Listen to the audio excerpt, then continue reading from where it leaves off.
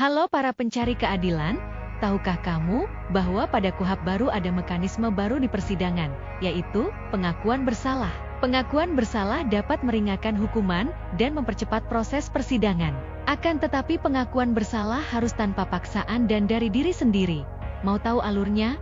Yuk simak video berikut ini. Alur penyelesaian perkara pidana dengan pengakuan bersalah mulai dari tahap penuntutan. Pertama, jaksa menawarkan pengakuan bersalah di tahap penuntutan dan terdakwa mengakui kesalahan dan dampingi advokat, maka dibuatkan berita acara pengakuan bersalah. Setelah itu, jaksa mengajukan permohonan ke pengadilan untuk dilaksanakan sidang tertentu. Lalu, Ketua Pengadilan Negeri menunjuk Hakim Tunggal dan Hakim Tunggal menetapkan hari sidang. Dalam persidangan, Hakim Tunggal menilai apakah pengakuan bersalah memenuhi syarat dan menilai keabsahan pengakuan bersalah. Tidak lupa, jaksa membuat perjanjian tertulis antara jaksa, terdakwa dan penasehat hukum terdakwa dan disetujui oleh Hakim Tunggal. Dan yang terakhir, penetapan Hakim Tunggal. Jika dikabulkan oleh Hakim Tunggal, maka pelimpahan berkas dengan acara singkat. Tentu saja mekanisme ini memiliki beberapa syarat, yaitu 1. Tindak pidana yang ancamannya tidak lebih dari 5 tahun. 2. Bersedia ganti rugi. 3. Didampingi oleh advokat. 4. Bukan tindak pidana yang berulang. Selanjutnya ada alur penyelesaian perkara pidana dengan pengakuan bersalah jika gagal melakukan perdamaian di persidangan. Di persidangan majelis hakim memeriksa identitas terdakwa dan dilanjutkan pembacaan surat dakwaan oleh penuntut umum. Selanjutnya majelis hakim mengupayakan perdamaian dengan memanggil korban ke persidangan untuk melaksanakan perdamaian. Jika upaya damai gagal, maka majelis hakim menawarkan pengakuan bersalah kepada terdakwa. Jika terdakwa mengaku bersalah, maka majelis hakim memeriksa keabsahan pengakuan bersalah. Jika terdakwa tidak mengaku bersalah, maka persidangan akan dilanjutkan dengan acara biasa. Setelah memeriksa keabsahan pengakuan bersalah terdakwa dan majelis hakim menerima pengakuan bersalah terdakwa, maka sidang dilanjutkan dengan acara singkat oleh hakim anggota 2.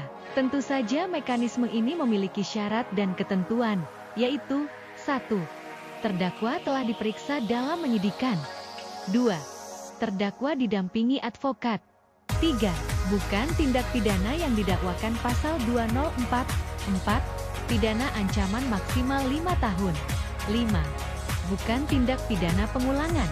Selanjutnya ada alur penyelesaian perkara pidana dengan pengakuan bersalah di persidangan untuk ancaman pidana lebih dari 5 tahun, namun di bawah 7 tahun.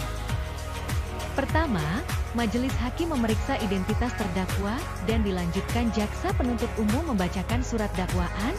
Jika ancaman pidana di atas 5 tahun dan di bawah 7 tahun, maka majelis hakim menanyakan kepada terdakwa apakah terdakwa mengakui dakwaan tersebut atau mengaku bersalah. Dan jika dalam hal ini terdakwa mengaku bersalah, maka pengakuan bersalah tersebut dituangkan dalam berita acara yang ditandatangani oleh penuntut umum dan terdakwa. Dengan adanya pengakuan bersalah, maka penuntut umum dapat mengusulkan agar sidang dialihkan dari acara biasa ke acara singkat. Majelis hakim menilai pengakuan bersalah terdakwa. Jika dalam penilai pengakuan bersalah terdakwa ada tidak kesesuaian, maka majelis hakim menolak pengakuan bersalah terdakwa dan sidang tetap dilanjutkan dengan acara biasa. Namun jika majelis hakim menerima pengakuan bersalah dan penuntut umum mengusulkan sidang acara singkat, maka sidang dilanjutkan dengan acara singkat oleh hakim anggota 2.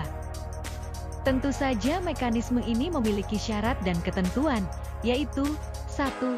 Tindak pidana dengan ancaman di atas 5 tahun, namun tidak lebih dari 7 tahun. 2. Berita acara yang ditandatangani oleh terdakwa dan penuntut umum. 3. Didampingi advokat. 4. Bukan tindak pidana yang berulang. 5. Hukuman yang dijatuhkan tidak lebih dari 2/3 dari tuntutan.